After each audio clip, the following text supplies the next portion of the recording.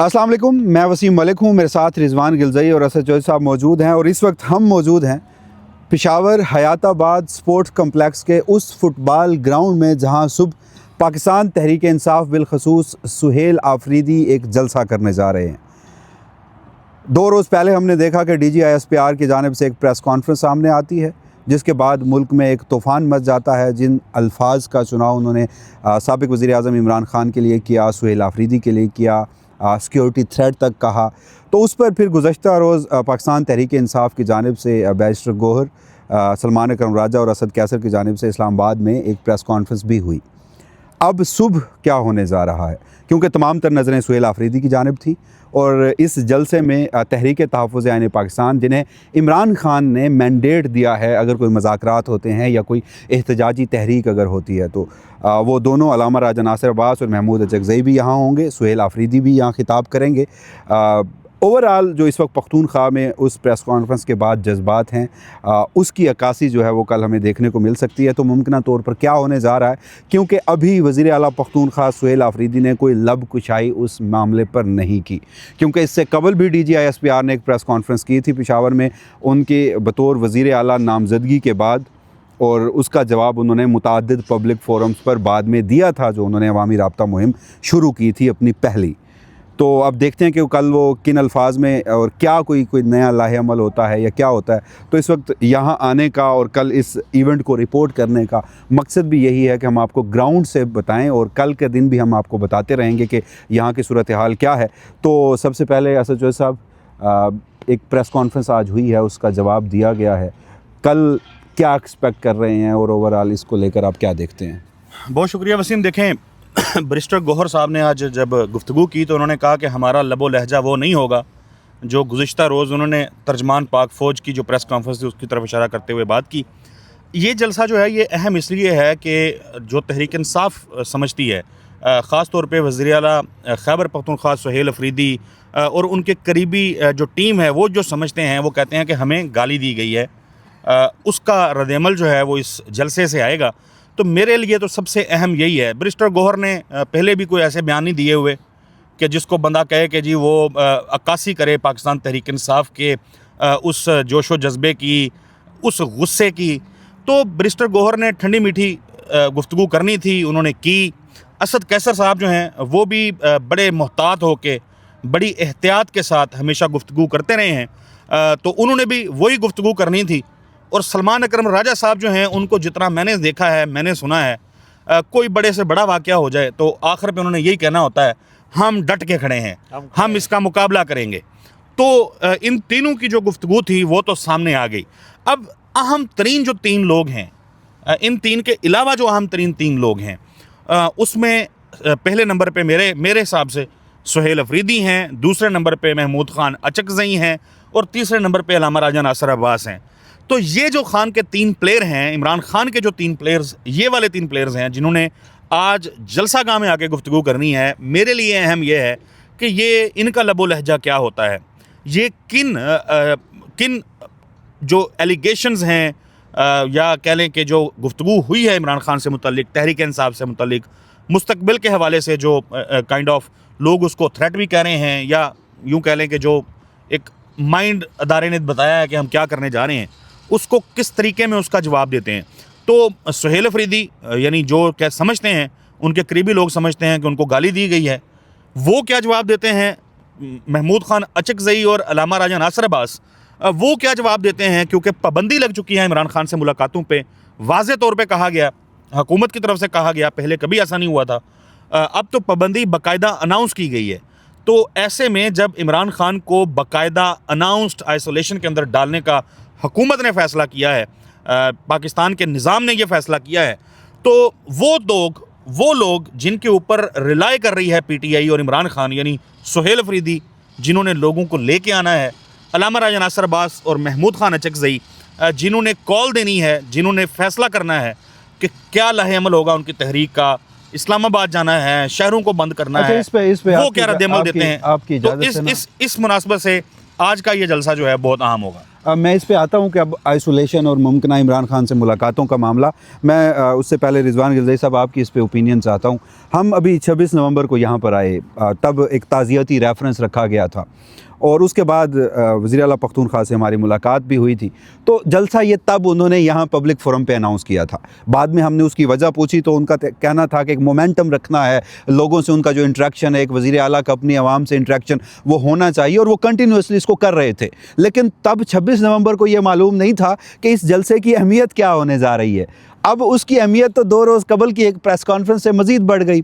और all the way जब हम अभी पेशावर की तरफ ट्रैवल कर रहे थे तो हम एक रेस्ट एरिया पर रुके, वहाँ लोग आकर मिले तो उनकी जानिब से भी यही कहना था कि अच्छा आप जलसा कवर करने जा रहे हैं, हमने कल वहाँ पहुँचना है। तो पहले तो ये था कि एक आम अमूमी सा एक जलसा होता, पब्लिक इंटरेक्शन होता वज़ीर आला का। अब तो इसको खासी अहमियत मिल चुकी है और लोग ख़ुद आना चाहते हैं। वो जो पख्तूनख्वा में वो मखसूस फ़िक्रा बोला गया था, उसके हवाले से जो अग्रेशन है, क्या समझते हैं कि अब जिस हाइप पे ये चला गया है, कल क्या एक्सपेक्ट कर रहे हैं इसको? बहुत शुक्रिया वसीम मलिक साहब। देखें, 26 नवंबर को जब हम यहाँ पे मौजूद थे इसी ग्राउंड के अंदर, तो इस ग्राउंड के अंदर चूँकि वो एक दुआया तकरीब थी, तो वो सामने स्टेज के पास चंद लोग थे और एक मायूस कुन किस्म की अटेंडेंस थी। और उसी मायूस कुन अटेंडेंस को जहन में रखते हुए वज़ीर आला सुहेल आफरीदी ने 7 दिसंबर को इसी जगह पे जलसे का अनाउंस किया। उनसे बाद में जब आपने बिल्कुल ठीक कहा, हमारी मुलाकात हुई, उन्होंने उनसे पूछा कि इस जलसे की ज़रूरत क्यों पेश आई। बज़ाहिर इस जलसे का कोई जवाज़ नहीं था, कोई रीज़न नहीं थी। और वैसे भी खैबर पख्तूनख्वा में लोगों का जलसों के अंदर अब इंटरेस्ट कम रह गया। वो कहते हैं कि कोई कॉल देनी है तो बड़ी कॉल दें, लॉन्ग मार्च की कॉल दें, ये हम इस KP में जितनी मर्ज़ी जलसे करें कोई फ़ायदा नहीं है इसका। और हमें भी ये लगता था कि ये यूज़लेस किस्म की एक एक्टिविटी होगी, इसका कोई फ़ायदा नहीं होगा। लेकिन ये शायद सुहेल आफरीदी साहब की खुशकिस्मती है कि या उनकी कुदरत की तरफ से उनके ऊपर ब्लेसिंग है कि 2 रोज़ पहले DG ISPR साहब ने खैबर पख्तूनख्वा के तमाम लोगों को ये जवाज़ फराहम कर दिया कि वो इस जलसे के अंदर शिरकत करें। और अब जो सोशल मीडिया के ऊपर हम रिएक्शन देख रहे हैं, गुज़श्ता रोज़ हफ्ते वाले दिन खैबर पख्तूनख्वा की मुख्तलिफ़ तहसीलों के अंदर, ख़ास तौर पर कबायली इलाकों की मुख्तलिफ़ तहसीलों के अंदर जो कबायली लोग हैं, कबायली मशरान हैं, उन्होंने प्रेस कॉन्फ्रेंसेस की और लोगों को उन्होंने मोटिवेट किया कि कल के जलसे में तो हर सूरत आपने जाना है और ये पैगाम देना है कि जिस तरह खैबर पख्तूनख्वा के मुंतखब वज़ीर आला के लिए जो लफ्ज़ इस्तेमाल किए गए, इसके ऊपर पूरे सूबा जो है वो गम और गुस्से का इजहार करे। इस जलसे के अंदर शिरकत करके उन लोगों से अपील की गई, सोशल मीडिया पर बाकायदा इसका पूरा एक नैरेटिव बनाया गया। तो ये उनकी खुशकिस्मती है। अब सवाल ये है कि क्या ये जलसा, जिसके अंदर जैसे चौधरी साहब ने कहा कि एक प्रेस कॉन्फ्रेंस के अंदर उन्होंने थोड़ा सा वो मैच्योर प्रेस कॉन्फ्रेंस थी, धीमी प्रेस कॉन्फ्रेंस थी, या ईंट का जवाब पत्थर से नहीं फूल से दिया गया। लेकिन इस जलसे के अंदर जो असल जवाब है, जो खैबर पख्तूनख्वा से रिलेटेड भी है और इमरान खान के हवाले से भी जो ज़ुबान इस्तेमाल की गई थी कि तुम होते कौन हो, तुम क्या हो। तो आपको याद होगा कि पेशावर के अंदर जब रिंग रोड के ऊपर अली अमीन गंडापुर उस वक्त वज़ीर आला थे, जब जलसा हुआ था तो सुहेल आफरीदी उस वक्त वज़ीर आला नहीं थे, वो वज़ीर थे। उनकी जो उस वक्त की तकरीर निकाल के देख लें, वो जलसे के अंदर जो उनकी तकरीर थी, मुझे लगता है कि कल उनकी जो स्पीच होगी वो मोर और लेस उसी तरह की होगी। उनकी आपने बिल्कुल ठीक कहा कि उन्होंने इसके ऊपर कोई रिस्पांस नहीं दिया और उन्होंने अपने करीबी लोगों से गुफ्तगू करते हुए ये कहा कि मैं जो रिस्पांस दूंगा वो इस जलसे के अंदर दूंगा। अच्छा, क्या ये सिर्फ ज़ुबानी जमा खर्च होगा या उनकी तरफ से कोई ऐलान भी किया जाएगा, सवाल ये है। तो इस हवाले से ये जो PTI के लोग हैं, जो वज़ीर आला सुहेल आफरीदी के करीबी लोग हैं, जिनसे उनका मशवरा वो करते हैं, तो उनका ख्याल ये है कि इस जलसे में सिर्फ नशस्तन गुफ्तन बर्खास्तन नहीं होगा, बल्कि आइंदा का भी एक लाया अमल दिया जाएगा। वो लाया अमल किस हवाले से होगा? वो लाया अमल ये होगा, जैसे बैरिस्टर गौहर ने कल ये कहा कि पहले हम इमरान खान की रिहाई के लिए तहरीक चला रहे थे, अब हमें इमरान खान की से मुलाकात के लिए तहरीक चलानी पड़ेगी। और इमरान खान से मुलाकातों के ऊपर पाबंदी है, हुकूमत एलानिया तौर पर इसका ऐलान कर चुकी है, ये कह चुकी है। तो अब इमरान खान से मुलाकातें कैसे होंगी? मंगल के दिन और जुमेरात के दिन अडयाला जेल के बाहर कोई जाएगा तो हुकूमत ये ऐलान कर चुकी है कि हम उनको गिरफ्तार भी करेंगे और उनके ऊपर FIRs भी काटेंगे। तो ऐसी सूरत हाल में PTI की क्या हिकमत अमली होगी? तो वो हिकमत अमली सामने आएगी इमरान खान से मुलाकातों के ऊपर पाबंदी के हवाले से, क्योंकि ये एक ऐसा मौका है जिसको हमने पिछले मंगल के दिन देखा, जब इमरान खान की बहनों से मुलाकात का दिन था, जब उज़्मा खान की मुलाकात करवा दी गई, तो उस रोज़ PTI ने बाकायदा कॉल दी और पूरा पंजाब के तमाम जो MNAs MPs टिकट होल्डर्स है वो पहुँचे वहाँ पर, कोई भी ऐसा नहीं था जो नहीं पहुँचा। तो अब इस हवाले से अब उनकी एहतजाजी हिकमत अमली इमरान खान से मुलाकात करने के हवाले से, रिहाई तो दूर की बात हो गई ना, अब तो मुलाकात का मामला है। तो उसमें इस जलसे से ऐलान मुतवक्के है और हिकमत अमली जो है वो भी एक्सपेक्टेड है। सुहेल आफरीदी उसका ऐलान करेंगे और जैसे इमरान यानी खान आप ये खबर दे रहे हैं कि सुहेल आफरीदी ने अपने करीबी लोगों से मशवरा किया और कल वो कोई लाएअमल दे सकते हैं। लाएअमल दे सकते हैं। लाएअमल इमरान खान की रिहाई से मुताल्लिक नहीं। इमरान वो तो अगेन अलामा नासिर अब्बास और महमूद वो दोनों भी यहाँ मौजूद होंगे। वो भी यहाँ मौजूद होंगे। बिल्कुल चोई साहब ने ये बिल्कुल ठीक बात की है। उन्होंने वैसे ये पहले था कि वो भी प्रेस कॉन्फ्रेंस में बात करेंगे, लेकिन वो भी अपनी गुफ्तगू इसके ऊपर जो रद्द अमल है तहरीक तहफ़्फ़ुज़ ऐन पाकिस्तान का और ख़ास तौर पे जो अपोजिशन लीडर्स हैं बेसिकली इमरान खान के नामजद करदा लोग, ये चीज़ लोगों को जहन में रखनी चाहिए कि इस वक्त इमरान खान के जो बाहर नुमाइंदे हैं वो 4 लोग हैं। मैं 4 लोग इसलिए कहता हूं कि इमरान खान अपनी ट्वीट के अंदर भी जिक्र कर चुके हैं और बार बार सलमान अकरम राजा के ऊपर बहुत ज़्यादा वो रिलाई करते हैं, लेकिन वो पार्टी की तंजीम से रिलेटेड और पार्टी की डिसिप्लिन और इन सारी चीज़ों से रिलेटेड और जो भी उनके कमात हैं दयात हैं उससे रिलेटेड वो जिम्मेदारी है सलमान अकरम राजा की। जो पब्लिक मूवमेंट है, जो तहरीक है, उसके हवाले से उनकी जिम्मेदारी उन्होंने महमूद खान अचकज़ई और अलामा नासिर अब्बास को दी हुई है और उसमें सबसे जो ताकतवर जो बाहर शख्सियत है ओहदे के अतबार से वो सुहेल आफरीदी हैं। वो तीनों कल यहाँ से अपने रद्द-ए-अमल का भी इज़हार करेंगे, अपनी हिकमत अमली का भी जो है वो बताएंगे। और इम्पॉर्टेंट बात यह है कि देखें इमरान खान ना जब लोग उनसे बात करते हैं ना कि आप क्यों जलसे करते हैं या जलसों को अनाउंस करते हैं, वो कहते हैं कि ज़्यादा लोग जहाँ इकट्ठे हों जो रजीम है वो उनको देख के खौफज़दा होती है। अगर ये कल ग्राउंड भर जाता है, अगर यहाँ पे कल बहुत बड़ी तादाद में लोग आ जाते हैं तो ये इट्सेल्फ एक पैगाम होगा और उससे एक मोमेंटम जो है वो बन जाएगा जो कि आने वाले दिनों में आपको मज़ीद जलसों की सूरत में या तहरीक की सूरत में नज़र भी आएगा। अच्छा, जो कुछ भी होगा हम उसको रिपोर्ट तो करते रहेंगे कल दिन भर की एक्टिविटी को। क्विकली मैं इस पर ना आप दोनों का कमेंट चाहता हूँ। एक तासुर ये भी दिया जाता है कि पाकिस्तान तहरीक इंसाफ ने आज कल जो इल्ज़ामात लगे उसका जवाब लॉजिक से दिया। कल जो सख्त गुफ्तगू हुई उसका जवाब जो है वो उन्होंने बड़े मुहज़्ज़ब अंदाज में दिया। कल जो परसों की गुफ्तगू, क्योंकि अब तारीख़ तब्दील हो चुकी है, वो बार बार एक अटैम्प्ट हो रही है कि पाकिस्तान तहरीक इंसाफ को इस कदर इश्तियाल दिलाया जाए कि वो कोई अगेन 26 नवंबर या अक्टूबर 2024 जैसी एक मूवमेंट करें और फिर उनका हशर जो है वो अलल ऐलान मुरीद के सानिया मुरीद के 13 अक्टूबर 2025 की तरह किया जाए। लेकिन जब दूसरी तरफ अब मुलाकातों पे भी पाबंदी लगा दी गई है और अलल ऐलान उस DGSPR की प्रेस कॉन्फ्रेंस हो या फैसल वाडा हो, अता तारड़ हो, इंफॉर्मेशन मिनिस्टर हो, अब वो कह रहे हैं कि जो जाएगा उसको गिरफ़्तार किया जाएगा, चाहे वो सुहेल आफरीदी है, इमरान खान की बहनें हैं। तो आने वाले दिनों में आप तसादुम, सख्ती, तलखी ये मज़ीद बढ़ती हुई देख रहे हैं या इस सूरत हाल के बाद अभी भी कोई चांस है कि कोई रिकन्सिलिएशन का प्रोसेस हो सकता है?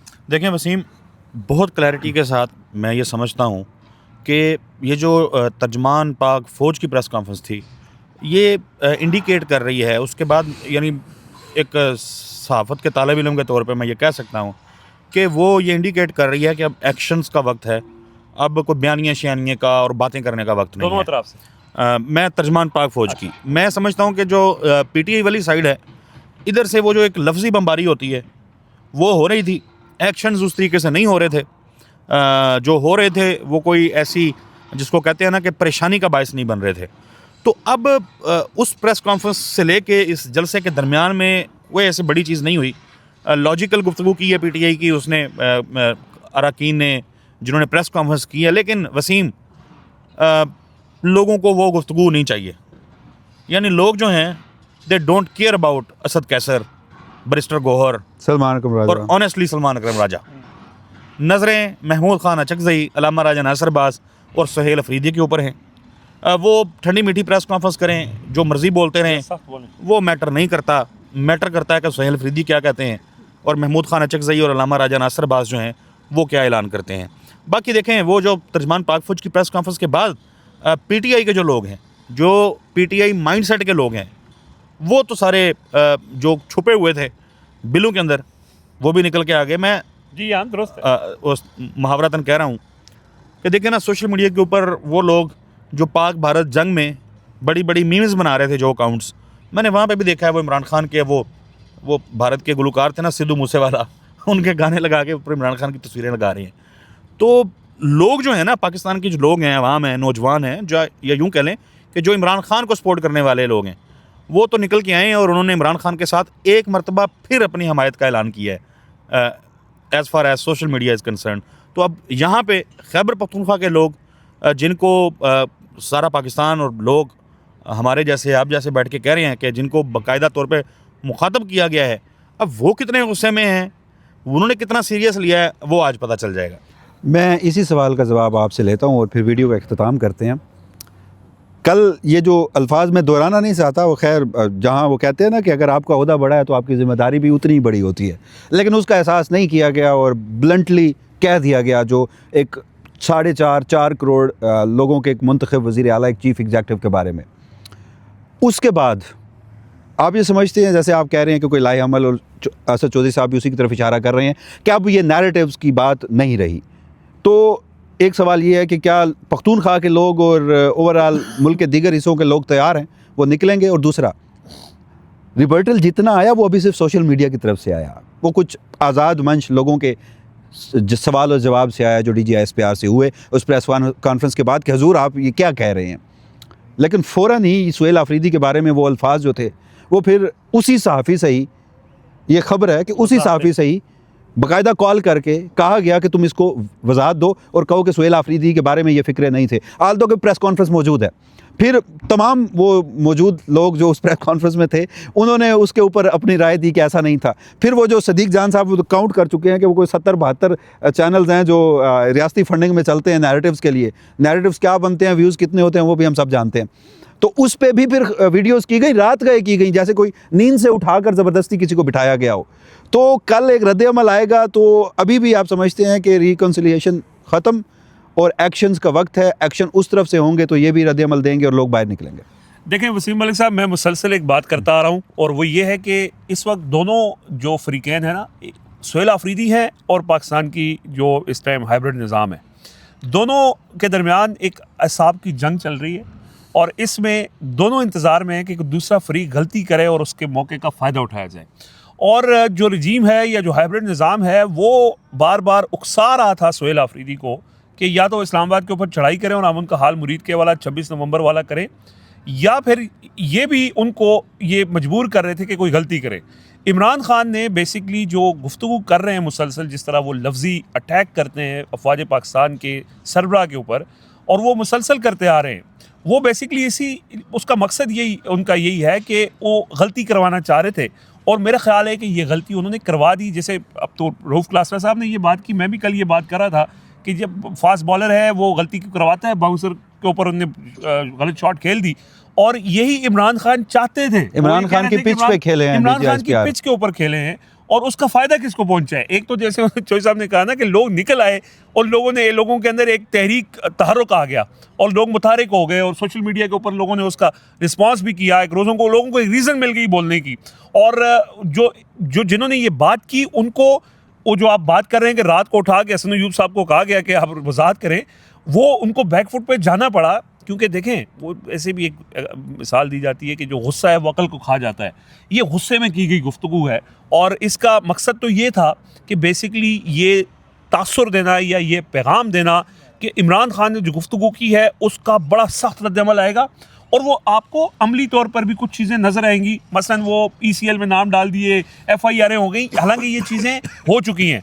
एक बात जो हमेशा करता हूँ मैं, ताकत जो है ना वो उसी वक्त तक मौसर होती है जब तक वो इस्तेमाल ना हो जाए।